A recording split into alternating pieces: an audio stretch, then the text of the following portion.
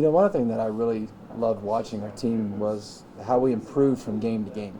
We got SMU started off the game. We could tell we was first game jitters and turned the ball over quite a bit. They built up a little bit of a lead against us, but we fought back against SMU, and I think in the fourth quarter we had it down to 8 or 9 or something like that. So get against Arizona, and we made a lot of improvements from game to game, and that's one thing that we really, impressed upon our young ladies too. Let's get better every game. And obviously Arizona played fantastic. Played a great basketball game, was able to get the win. Girls played hard, played the right way, and played together. You could tell this is a really connected group, and it was fun to watch. And then against Baylor, we sat a couple kids just due to just rest and things like that of that nature. But all the other kids that played extremely well. We played hard. It was for a lot of the game, it was a 20, 25-point game. Baylor's really good. But, we were able to compete, and, in the end, it ended up being, I think, a 40-point game. But overall, I was really proud of our girls because they could have made excuses and been tired, long week, but didn't hear any excuses, just saw nothing but hard work and effort, and that was fun to watch. How valuable is playing, some of these big Power 4 Division I schools for your program? Yeah, especially thinking, later in the season. Yeah, it's great. Because right away you go against competition that, we won't see. Some of these post kids that they have, some of the athletes they have, we won't see. So if you're able to, execute your offense, execute your game plan, defensively, do the things that we're asking them to do.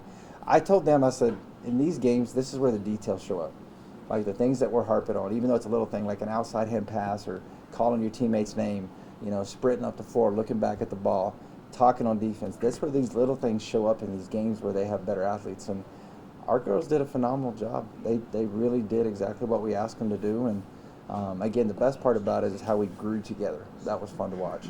Looking up and down this roster, you could start with one kid or another. Freshmen to seniors. Really just this overall roster is looking good coming into the season.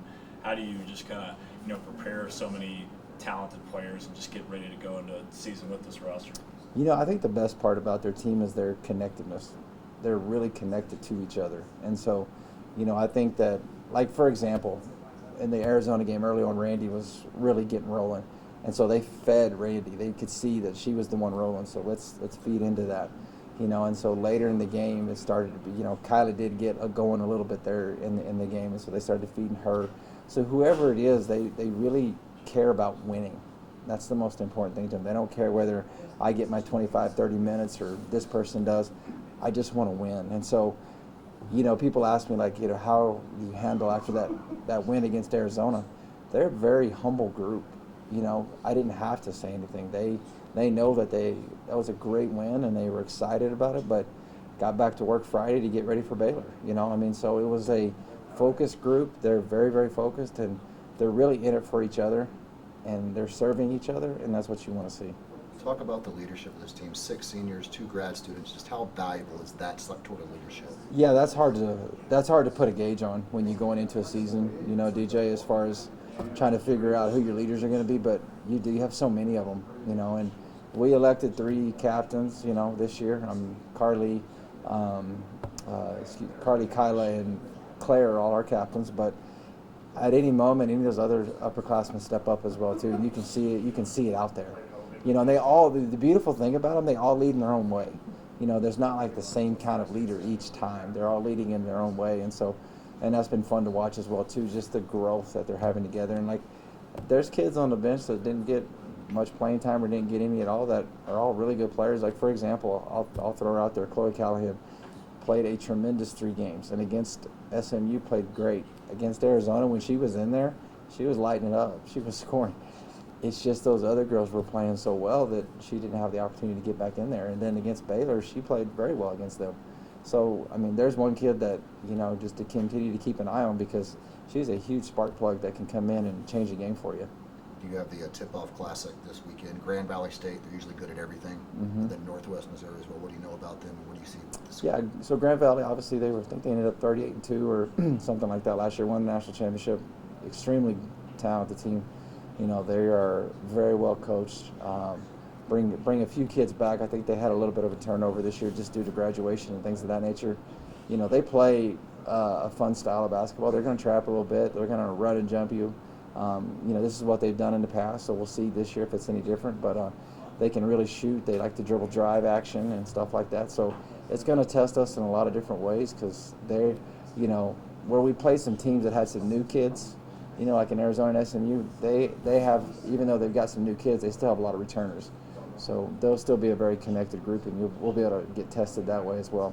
Northwest Missouri, I haven't watched them as much as Grand Valley, but Northwest Missouri's always been very competitive in the MIAA.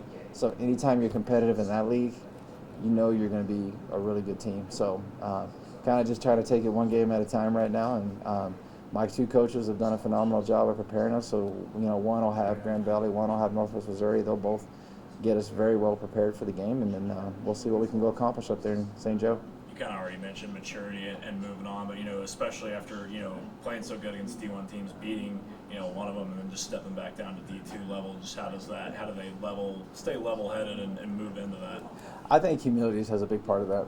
If you can keep yourself grounded, be where your feet are, and I think that's been a big philosophy too of this team is, be where your feet are, be the one person that's going to help each other out and help each other get better each and every day. We have a big philosophy is that, respect everyone, fear nobody. Respect everyone, fear nobody, and that's going to be kind of our big mantra this year as we go through the year. And because you're going to play a really good team in Grand Valley, right? And then as throughout your season, you're going to take a step down.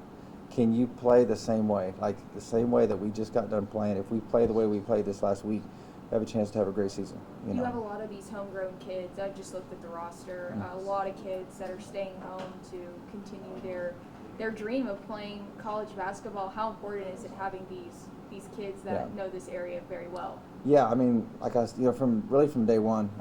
If you guys remember, that was one of my big recruiting pitches is going to be, we're going to put a fence around this area and keep as many kids home as we can, and so we've been blessed, with Tatum Bell and, Chloe Callahan, Zoe McBroom, Kennedy Winfrey, all these girls that have came back or started off here either way, Presley Kane, Kyla Kane, Holly Stoller really is a local kid just north of here in Oklahoma. So you have a lot of Panhandle kids that are here. We're recruiting several Panhandle kids and going to continue to do that.